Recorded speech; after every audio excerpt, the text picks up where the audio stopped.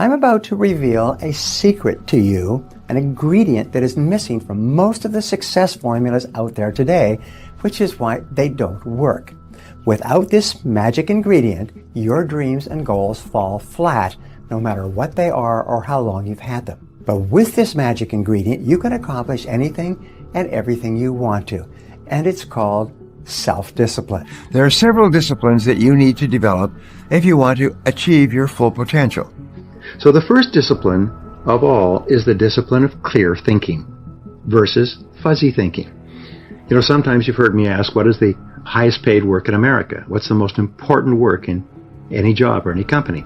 And the answer is thinking. The quality of your thinking determines the quality of your decisions and choices. Your decisions and choices determine the actions you take. The actions you take determine your results. Your results determine the quality of your life. And it all starts with your thinking clearly. A little story that was in the papers recently. Warren Buffett, who is one of the richest men in the world, and Bill Gates, who is the richest man in the world, and Bill Gates Sr. were at a dinner party, and the three of them are good friends, and they were talking. And a gentleman came up to them and said, you know, I was looking at you, and you gentlemen are very successful. What would you say is the most important quality of success? And all three, according to a bystander, all three broke off their conversation and turned and simultaneously said, focus. Focus is the most important requirement for success in our fast-moving world today. If you can focus, you can succeed, and if you cannot, you cannot. I'm always amazed when I go down the street or fly or drive as people seem totally immersed in listening to things. They've got devices in their ears and stuff on their cell phone, and they're listening to music in their car, and they're watching television. They simply cannot stop bombarding their mind with sensory input. And of course, when you're doing that, it is impossible for you to think well. To think well requires that you practice a couple of techniques. Now, first of all, as Peter Drucker said, you need to take time to think. The rule is that fast decisions are usually wrong decisions. Especially fast decisions involving people or money are usually wrong decisions. So if you're going to make a decision that has long-term consequences, then you have to give it a lot of thought. You have to sort of look at it like a beautiful piece of porcelain. You look at it from every single side and think about it carefully. And the more carefully you think about a decision, the better the quality of that decision will be when you finally make it. How many times have you said, you know, if I just thought about that a little bit more, I wouldn't have done it? Or if I just thought a bit better, or I just taken time to think? Well, superior people, through experience and through painful experience, learn to take their time in making important decisions. So one of the very best ways that you can develop the discipline of clear thinking is to sit in solitude for 30 to 60 minutes when you have a major problem or a major issue in your life. This is what happens for you in solitude. You'll start to go calm, and all the energy, all the fidgetiness will disappear, and you'll just go calm. And it's almost like a bucket full of silty water. It'll sit there, and if you leave it sit there for a while, the water goes completely clear. And this is what happens to your mind. Your mind goes completely clear. And after the 30-minute point, what will happen is ideas will start to flow like a river. Just start to flow through your mind. And you don't, this is non-directed. In other words, you don't think of this or think of that problem or think of that goal. And after you just focus on your breathing. Just relax, look out into the horizon, look at the picture on the wall or a flower. Some people look at a candle, but just look at it, keep your eyes open. This is not meditation. Just sit there quietly, and at a certain point, ideas will start to come. And almost like a boat in a gentle pond, the idea that you need to solve your biggest problem or to achieve your most important goal, like a little boat, just dock in your mind, and there it will be crystal clear. And it's the most amazing darn thing. If you've never done it before, the first time you do it, you'll get a result. You'll get an insight, an idea, a solution to a problem, an idea to solve a goal. The first time you do it, it'll be absolutely marvelous. And the next time you do it, you'll get it again. And every time you sit quietly in solitude for 30 to 60 minutes, you'll get ideas that may save you years of hard work. Now here's another way to think better. Take a sheet of paper, and the rule is think on paper, and write down every detail. How it happened, what's going on, the problems, the concerns, the cost, who's involved. Just write it down, write it down, write it down. And the most amazing thing happens between the head and the hand. As you're writing out all the details, sometimes exactly the right choice pops out at you. It becomes clear, but you would not have triggered that superconscious solution if you hadn't taken the time to think on paper. You know, Aristotle once said that wisdom, which is the greatest of all human desires, wisdom is the ability to make good decisions, is a combination of experience plus reflection. Experience plus reflection. In other words, you have an experience and then you reflect on the experience and you think about, what does that experience mean to me? How can I use that? What can I learn from it? So reflecting on your experiences, and the best way to do that is to go for a walk. Just going for a walk where you can't listen to anything, don't take an iPod or anything, just go for a walk, 30 or 60 minutes, and just walk.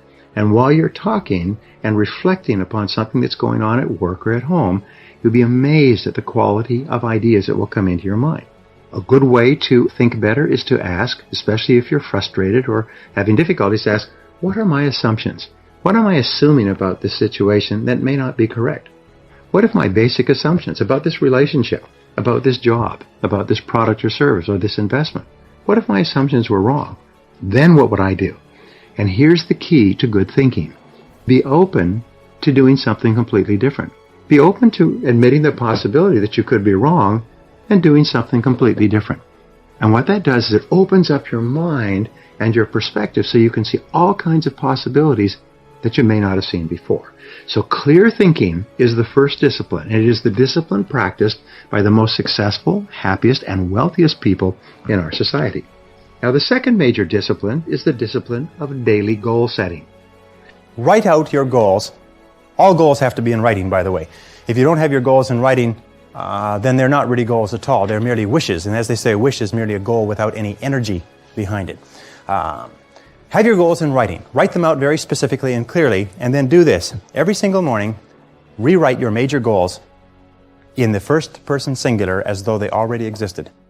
If, for instance, if your goal is to earn $50,000 a year, every single morning write, I earn $50,000 a year. If your goal is to weigh a certain number of pounds, if your goal is to enjoy a certain kind of life, write down your major goals in the first person singular as though they already existed today every single morning. And then every single evening, take about 5-10 minutes, instead of watching television, just before you turn on the television, say, wait a second, I've got to review my progress. And sit down and review what you've done in the course of the day. And say, what have I done right today? What have I done right that's moved me toward my goals? And second question is, what would I do differently if I had today to do over again? Those 4 steps, by the way, writing and rewriting your goal each morning, reviewing them in the evening, and asking yourself those 2 questions. What did I do right? What did I do that moved me toward my goals today? And what would I do differently if I had the day to live over? If you'll ask yourself those 2 questions, in the next 30 days, you'll accomplish more than you accomplished in the last 6 months. Because every time you write your goals down, you're programming them into your subconscious mind. When you program them into your subconscious mind, you set up a field of vibration within your brain. And this law of attraction, based on this field of vibration, attracts into your life people and circumstances that harmonize with your dominant thoughts. Everybody here has had the experience of starting to read about a subject, think about a subject, become interested in a subject, and suddenly you started to attract into your life books, magazines, articles, conversations, people, opportunities to expand on that subject. Have you had that experience before? What you do is you create a force field, which we cannot explain scientifically, but it is a field of vibration that goes out from you and attracts back into your life everything that you need to realize your dominant goals. My promise to you is this. If you will do this for 1 month, actually 21 days is good enough, your whole life will change. You'll see changes that are astonishing. People come up to me at every single seminar and say, it was incredible. I started to write my goals every day. I accomplished 8 out of them in 6 months. I accomplished 5 in a week. I accomplished most of them within 12 months. It's transformed my life. So all I ask you to do, if you're not already doing it, is give it a try. Now the third discipline is the discipline of courage. Courage means that you have the ability, you have the willingness to confront your fears. Because what I've found over the years is that brave people, courageous people are not people who are not afraid. They're simply people who master their fears. They're simply people who face their fears, confront their fears. And Mark Twain said it many years ago. He said, with regard to fear, he said, do the thing you fear, and the death of fear is certain. Now, fear and courage tend to be habits. That if you are afraid and you give in to the fear and you back away, it becomes a habit to back away whenever you're afraid or unsure. If you're afraid and you force yourself to confront the fear, it becomes a habit to confront the fear whenever you find something that you're afraid of. And you'll find that most fears disappear when you confront them. And most fears, fears of failure, fears of rejection, fears of loss, fears of pain, fears of limitation, fears of the loss of a relationship, fears of ill health, most of these fears disappear when you confront them head on. So the reason you want to confront your fears is not because of the incident specifically, it's because of what it does for your character. You want to demonstrate to yourself that you can face down a fear and look it square in the eye, and suddenly, surprise, surprise, it goes away. And you realize that the fear was in your own mind. So here's an exercise for you. Identify one fear situation in your life today and use that as your challenge. Use that as your test case. You say, you know what I'm going to do? I'm going to face this fear down. I'm going to hammer it. I'm going to smash it. I'm going to look it right in the eye. I'm going to deal with it direct, head on, like a car hitting a wall until the fear is gone. And once you've done that, you'll look up and you'll be a different person. For the rest of your life, you'll know that nothing that you're afraid of can stop you. Now, the fourth discipline is the discipline of daily time management. The rule is that every minute spent in planning saves 10 minutes in execution. So disciplining yourself to plan your day thoroughly before you begin will save you at least 10 minutes for every minute you spend in planning, and according to the research, it will increase your productivity by 25 to 50%, maybe even double your productivity for every day that you plan. Begin the discipline of daily time management by making a list. Start off with a sheet of paper, again, think on paper, and write down everything you have to do in the course of the day. The very best time to make this list is the night before. If you do this, then your subconscious mind works on your plan all night long, and you often wake up in the morning with great ideas to implement your plan. Then you organize your list by priority before you begin. You don't just jump into it. Use the 80-20 rule that says that 20% of the items on your list will account for 80% of the value. Which are the most valuable? This is the hardest of all disciplines to learn. It's the essence of my teaching worldwide. It is the key to supercharging the quality of your life and your results. If you can start every morning with a list organized by priority and start on your number one task and stay with it till it's done, you will supercharge your life. You will release endorphins in your brain that causes you to feel great. You will motivate yourself and energize yourself and propel yourself into all your other tasks. You'll get twice as much done on any day where you start and complete your major task first thing than on any other day. The discipline of time management will then spread to all your other disciplines. When you can demonstrate each morning that you have the self-control, self-mastery, self-discipline to start and complete your most important task, you just feel fabulous about yourself. Now, the fifth discipline is the discipline of regular saving and investing. One of the smartest things that you can ever do for yourself is to develop the habit of saving part of your salary every single paycheck. Individuals, families, and even societies are stable and prosperous to the degree to which they save money. Savings today are what guarantee the security and the possibilities of tomorrow. The first corollary of the law of saving and becoming a money-saving expert comes from the book The Richest Man in Babylon by George Clason. It is to pay yourself first. Begin today to save 10% of your earnings off the top and never touch it. This is your fund for long-term financial accumulation, and you never use it for any other reason except to assure your financial future. The remarkable thing is that when you pay yourself first and force yourself to live on the other 90%, you actually promote frugal living. You'll soon become accustomed to living on 90% without any loss of convenience or anything else. Remember, you're a creature of habit. When you regularly put away 10% of your earnings, you soon become comfortable living on the other 90%. Many people start by saving 10% of their income and then graduate to saving 15%, 20%, and even more. And their financial lives change dramatically as a result. And so will yours. Now, here's an interesting point, and I learned this from one of the smartest money managers I ever met. He said, when we're young, we associate money with pleasure. We get our first allowance and we go and we spend it on candy. And we think that when we have money, we go and we spend it on candy or things that make us feel good. Now, when we become adults, whenever we think of getting a lot of money, our first thought is spending it on something that makes us happy. If you go to a tourist resort where people are on vacation and having a good time, they're just lined street after street after street of knickknacks and gadgets and junk, because people, when they're happy, associate going out and buying stuff. However, what this does is it keeps you broke all your life. So what you do, and this is what he told me, is you rewire yourself. You kind of pull out one wire and replug it in, and you say, instead of saying, I like spending money, you say, I like saving money. And you begin to think of how much you enjoy having money in the bank, how much you enjoy saving, how much you enjoy delayed gratification, how much you enjoy the idea of moving toward financial independence. And when you develop the habit of being happy about saving money, you start to find yourself more and more careful with your expenditures. Soon you develop the habit of living on less than you earn. And you change your thinking from I enjoy spending to I enjoy saving. There's a Japanese proverb that says, making money is like digging in the sand with a pin.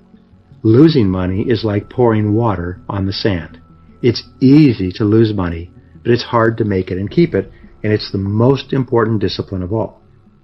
Another discipline is to pay cash as often as possible and for as much as possible. Get rid of all your credit cards except for one, and only use that one when you have to. The very act of paying cash really hypersensitizes you to how much it's costing and causes you to spend less money. W. Clement Stone once said, if you cannot save money, the seeds of greatness are not in you. The primary reason why you save your money and accumulate it carefully is because it gives you two things. First of all, it gives you freedom. You know you've got money in the bank. If you don't like your job, you can walk away from it because you've got money in the bank. But the second thing it gives you is opportunity. If an opportunity comes along, you're prepared to take advantage of it. You don't have to say, I'm sorry, I don't have any money, I can't afford it, I'm broke, and people just shake their head in pity and walk away. As an adult, you should always have opportunity money put aside. And when you have it, you feel great about yourself. The difference between a person with a little money and a person with no money is night and day. A person with a little money feels great. A person with no money always feels inferior, anxious, worried, concerned, irritable, short-tempered. Now, the sixth discipline is the discipline of continuous learning. What takes you from rags to riches is personal development. In the 21st century, as Peter Drucker says, knowledge and skill are the keys to the 21st century. And the only thing that will be relevant, the only skill that will be relevant in the 21st century is the ability to learn new skills, because virtually everything you know is becoming obsolete at a rapid rate. Stephen Covey says that your current knowledge base has a half-life of 2 years, which means that half of everything you know will be irrelevant within 2 years. And 2 years from now, half more. So if you're not continually learning and upgrading your knowledge and skills, you're not staying in the same place. As Pat Riley says, the basketball coach says, if you're not getting better, you're getting worse. If you're not constantly learning, you're actually falling behind. So here are the 3 keys to continuous learning. Number 1 is read in your field 30 to 60 minutes each day. In other words, turn off the television, turn off the radio, put aside the newspaper, and just read in your field. The very best places to read, by the way, are books. Read books, the best-selling books written by the most successful people in your field, because books contain a wealth of riches that can enable you to function at a far higher level, to get much better results than you could before. Countless people over the years that reading an hour a day has doubled and tripled their income within a year. The second thing you do is take every course that you possibly can. The courses and seminars that are available to you in your field that are given by professionals are courses that have been developed over years and years and years. They have been tested and tested and tested. The person who is talking to you for several hours has spent thousands of hours learning their subject. They have dry tested this or done test runs with thousands of other people. When you take a course, you can learn enough information in 1 or 2 days, more than you could learn in 2 or 3 years or maybe even a lifetime, all distilled and put together. People say, I can't afford a course. You cannot afford not to buy books. You can't afford not to go to courses. The third way that you can upgrade your skills is listen to audio programs in your car. Here's an interesting point. The more you commit yourself to becoming the best person you can be, the more you like yourself and respect yourself, the more energy you have, the bigger goals you set for yourself, the more you persist. When you invest in yourself and you read and learn and upgrade your skills, you're telling yourself, wow, I am a person with a great future, and it's up to me to maximize my potential. And your self-esteem goes up, your self-respect goes up, your sense of personal pride goes up, and you started to get promoted more and paid more in every part of your life. Now, the seventh discipline is the discipline of hard work. There's nothing that will help you more than for you to develop a reputation as a hard worker. In the studies of self-made millionaires, again, they said, I didn't have better education, better talent, better knowledge, but I was willing to work harder than anyone else. Most self-made millionaires work 60 and 70 hours per week for 5, 10, 15 years before they break through. Most other people are trying to get by on 5 days a week, and then during those 5 days a week, they don't work very hard at all.